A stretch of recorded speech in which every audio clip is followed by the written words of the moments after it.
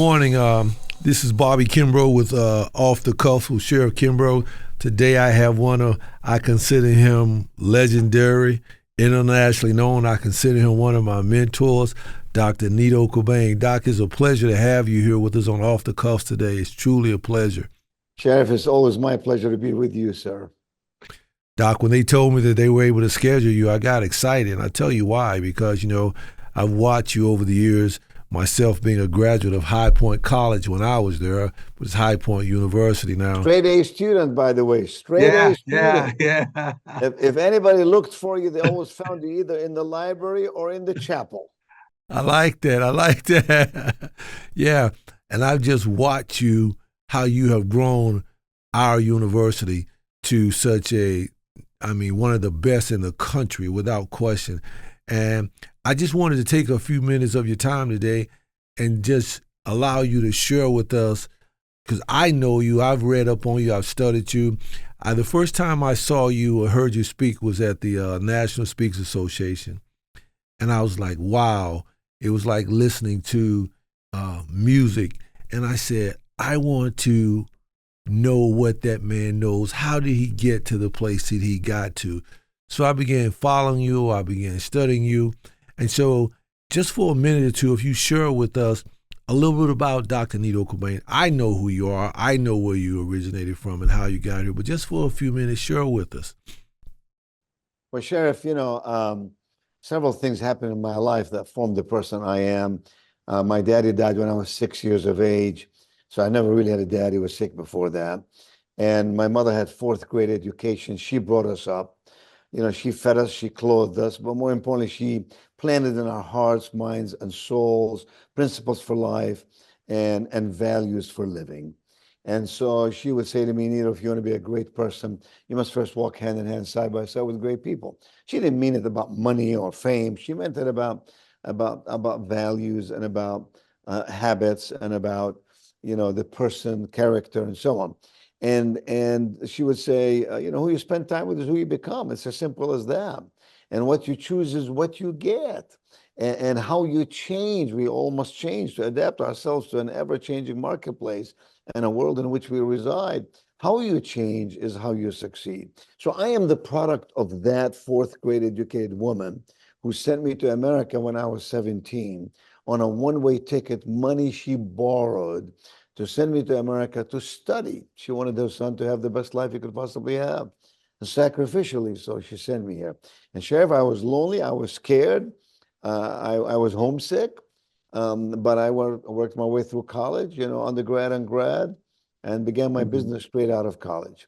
And sometimes I look back and go, who did I think I was? How did I do that? Where did I find the faith? But look, my friend, if you have faith, and if you have courage, and you put the two together, look at your own life. You've done it in your own life. You have faithful courage. And with faithful courage, you can move mountains. And that's what I believe in. I believe there's no such thing as unrealistic dreams, only unrealistic timelines. I believe the circumstance in which you find yourself do not define the person you become. They only tell us where you start. And so I believe that all things are possible for those who have faithful courage.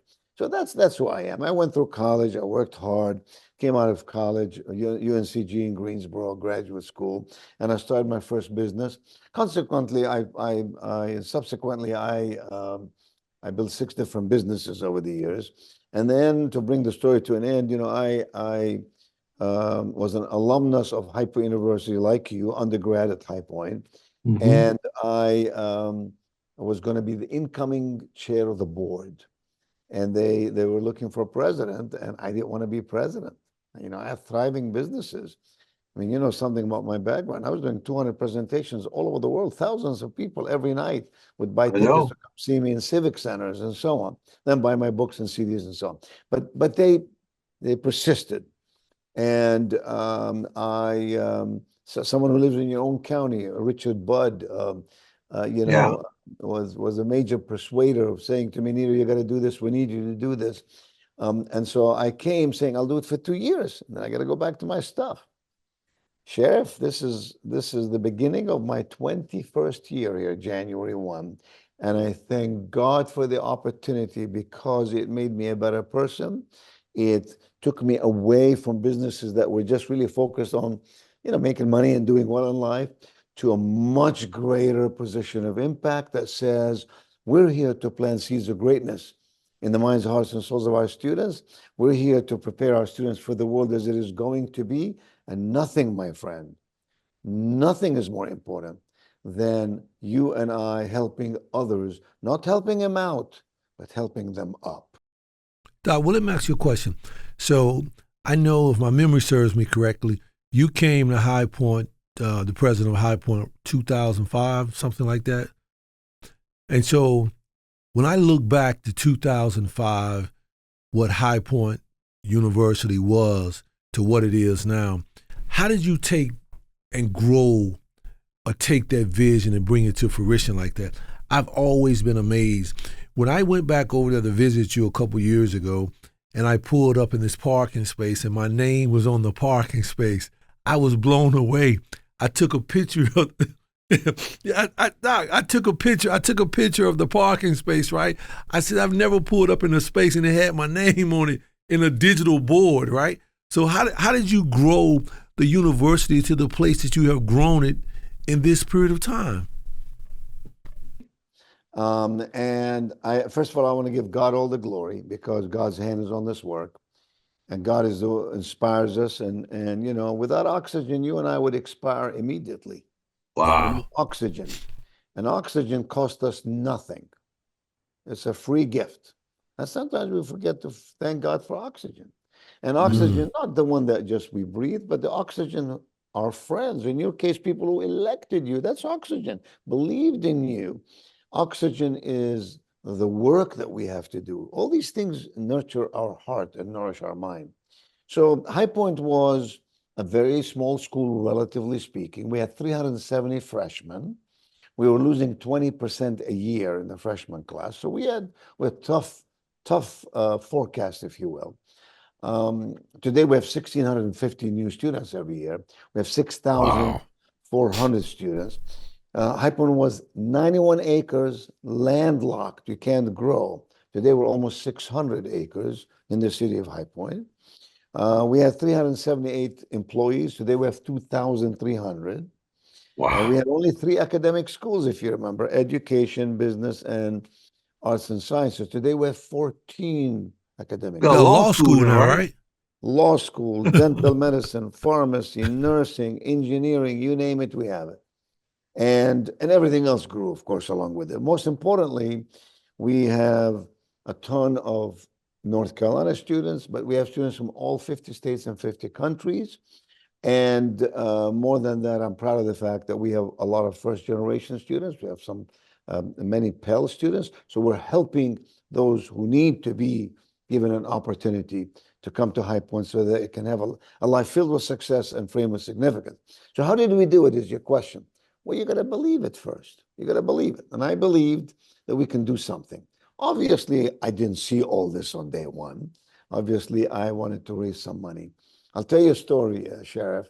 I gathered a group of local business people on January 3rd, 2005, my really first day on campus. And I said, this ain't going to work. That's what I told them. This is not going to work. We have a small school. We have 18 buildings. We have $120 million in deferred maintenance. Who's going to come to the school, you guys? There are many other schools that are better than we are. So here's what we have to do. We have to raise $10 million in the next 60 days just to paint a few walls and buy a couple of chairs. And and so I went out to raise some money. I brought everybody back on the 29th of January, 1 month, less than 1 month later. I said, hey, we didn't raise $10 million, but we raised $20 million. We didn't do it in 30 days. We didn't do it in 60 days. We did it in 30 days. Since then, of course, we raised almost $800 million, and we built 108 buildings on this campus.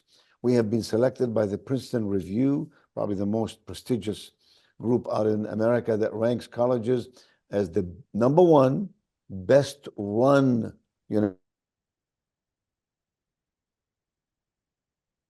best run. U.S. News and World Report places Hype University among best colleges in the South. So this is a regional category. Number one, best college, 14 years running, number one most innovative college. So, Sheriff, we worked hard. We had beliefs in our heart we can do something. We provided a great education, extraordinary education. We made sure that we were responsive to everybody. And more importantly, we have outcomes. 99% of our students, upon graduation, find a job, start a business, or go to graduate school within 6 months. And this is the premier life skills university. So we focused on how do we prepare our graduates for life.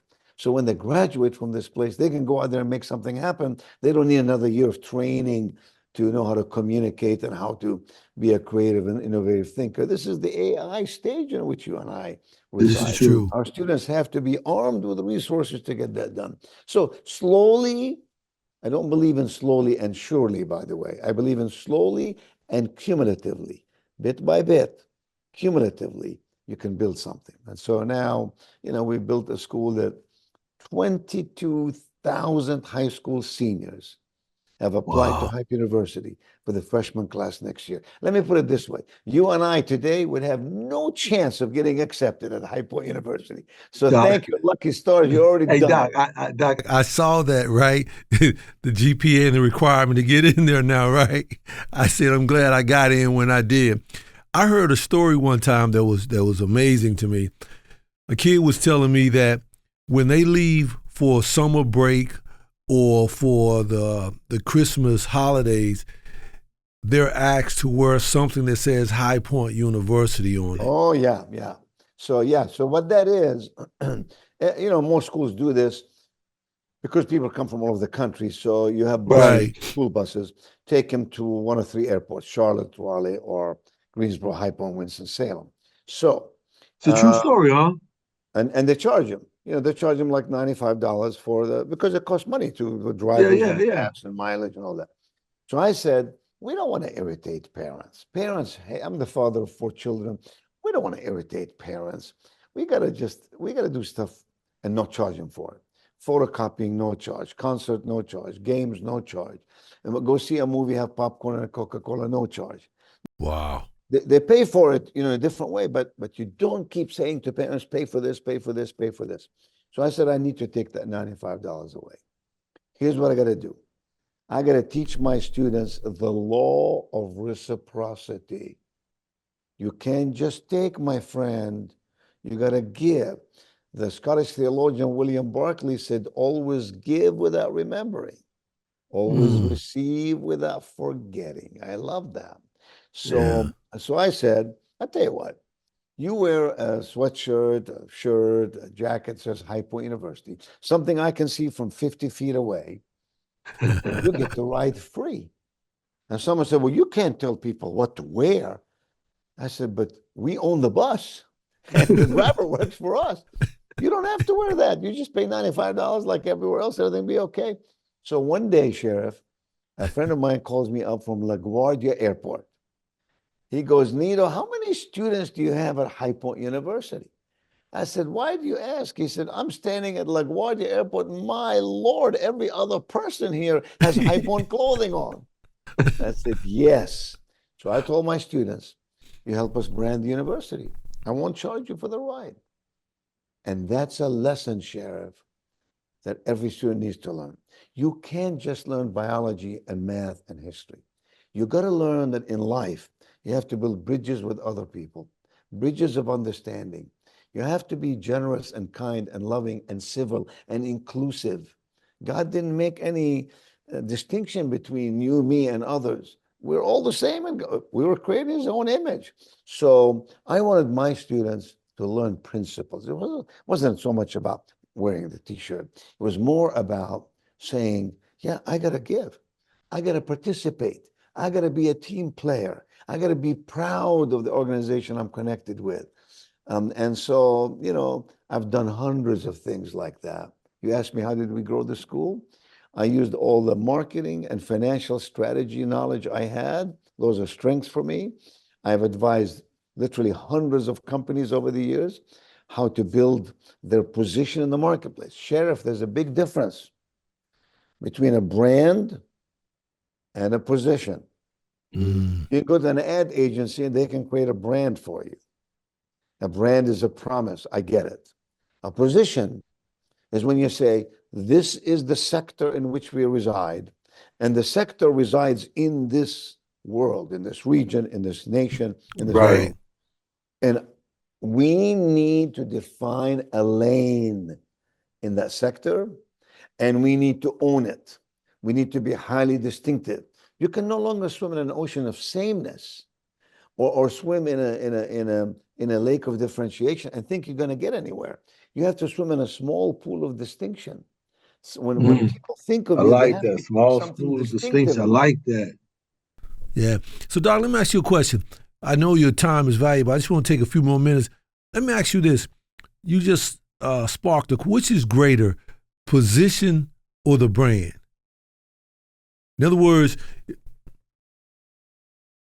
yes, no. So, for example, if I'm this young guy or this guy that's thinking about building my brand, is my brand important? How I build my brand or how people see me? Well, those are different questions. Of course, it's important how people see you, because that's how they will describe you to other people. So, of course, that's important. But branding means nothing. You see people all the time having a brand. So let me just make sure we're on the same page. There is brand awareness. I am aware of your brand. Okay. There is brand preference. I prefer your brand. Your brand. There's brand insistence. I will only buy your brand. Like I'm a Coca-Cola drinker, not a Pepsi drinker, for example. I insist on it. Otherwise, I go to water in a restaurant. Yeah. And then, my friend, there is brand advocacy. That is the top of the mountain. When I have my parents at Hype University bragging about Hype University all over the world, at their golf course, in their church, in their community, that's what you want. Because nobody will advocate your brand unless they believe in what you're doing and unless they're getting impact and benefit from you. So branding is just a generic term. I would rather think about brand advocacy. And how did we build Hype University? Brand advocacy, owning a position in the marketplace, delivering on it every day with excellence, and making sure that the people who benefit from it are telling the world about it. That's how you build a brand, a county, a city, a nonprofit, a business. It doesn't matter. Doc, you truly are an amazing individual, human being, God-fearing. What motivates you? What drives you? Every time I see you, whether it's on a podcast, whether I see you on a YouTube, whether I see you in person, you have the same energy. I mean, it's always, what drives you? Because when I see you, I'm always asking myself, everything about you is always in place. What drives you every day to deliver that? Well, first, thank you for these very, very kind comments. I appreciate you. It's true. Go ahead. And I appreciate our friendship, and I appreciate what you do every day, because that's not an easy job, what you do. And so thank you for your service, my friend. But let me say it this way. I believe God created me for a purpose. I believe God has a plan for my life. And I believe God placed me here for a reason. And what drives me is not legacy. I don't care about legacy. Legacy is what people think about you or know about you. And you and I have done a lot of things in our life where someone would say, well, you create a good legacy. I'm more interested in impact. Legacy is what people know about you. Impact is what people feel because they crossed your path. And so if we can light a candle, if we can hold one person with this hand and hold another one with this hand, and together march onwards and upwards for a greater vision and a better tomorrow, creating opportunity for all those people in your environment, that's what drives me. I get up in the morning, listen, I get up at 3 o'clock in the morning. And between 3 o'clock and 7 o'clock, I study, I read, I sometimes watch some funny videos, just, get my spirit up. I write. As you know, I've written 16, 17 books, hundreds of CDs, and so on. And when I come to work, I do events like this. I'm speaking, I'm doing podcasts. I do probably 3 or 4 or 5 podcasts a week. And I do it in part because it also promotes Hype University. It builds the brand of Hype University. But more so because I want to be a man of service. When you and I die, and I hope it'll be a long time from now, you much longer than I, um, it's important that we made a difference, that we occupied space on this earth. And I'll tell you what, my friend, the better the space, the higher the rent. And since nobody asks us for rent, unless you're renting an apartment or a house, the rent is service. It's what you and I do to make the world a better place, make Forsyth County a better place, make the relationship with every person a better place. And when you are making a difference, that feeds your heart and your soul. And when you lay your head on the pillow at night, as I do every night, and ask myself this question: what did I learn today I did not know yesterday? And what did I do today that helped somebody? And we live that kind of life. I can't explain to you. Everything else falls in place. It's like you don't have to go there looking for money and looking for position and power and fame. It just comes to you because people begin to advocate you because they felt something. You planted a seed in their heart. You made a difference. And that's really what drives me every day. My physical energy is driven by my passion, by my sense of belief, by my spirituality. That's what drives my physical energy. I don't think about time management, by the way. I think about energy management. I have known a lot of great time managers who don't create much impact. And I've known a lot of great energy managers who invest their time only in things that create energy for themselves and for others. And it's like a ripple in the water. You throw the pebble in the water and it gives you all these ripples. Energy is like that. You do something good, leads to something better, something bigger, something. And that's the answer of how we built Hype University in the first place. And Sheriff, a lot of people are not necessarily standing in line to encourage you. When I first started here for 5 years, I got nothing but criticism from practically every angle. Today, I've had 450 universities from across America come visit me. 90% of the time, the president. And the question is always the same: how did you do it? How did you do it? I have to really think about that because I don't sit every day and say, how did we do it? I think every day, how can we help that kid, that young man or woman whose parents entrusted them to us, believed in us, and placed them here from across the country? How can we do something for that, someone's child, so they can go on and do amazing things in their life? Doc, I got one last question for you. I feel like I've been talking to Socrates or Plato. I'm just feel like I'm being. Wait, now, Sheriff, Socrates and Plato are dead, my friend. Well, excuse me. The wisdom and the intellect and the bandwidth. I'm just enamored with what I'm getting right now. I feel like, wow, I'm learning so much by sitting here having this conversation with you. But my question would be, what is next for you in High Point University? What's next for Dr. Nido Qubein? What's next for High Point University? Yeah, and that's a bigger question. What's next for Nido Qubein is continued service at Hype University to the best of my ability and the highest level of my energy to ensure that this university is sustainable for many generations to come, and that it serves people at the highest level with the best values. We're a God, family, country school. The life skills, we're the premier life skills university. Outcomes, 99% of our students upon graduation, get a job, start a business, go to graduate school. By the way, national average is 84%, so we beat it by 15 points. And responsiveness, that we respond to everybody every day. We have a sundown rule. Every email, every phone call must be answered by sundown every day. So what's next? We have all these schools that we want them to grow and become stronger. Next for us is not quantitative, it's qualitative. How do we make sure that this university is strong for generations to come?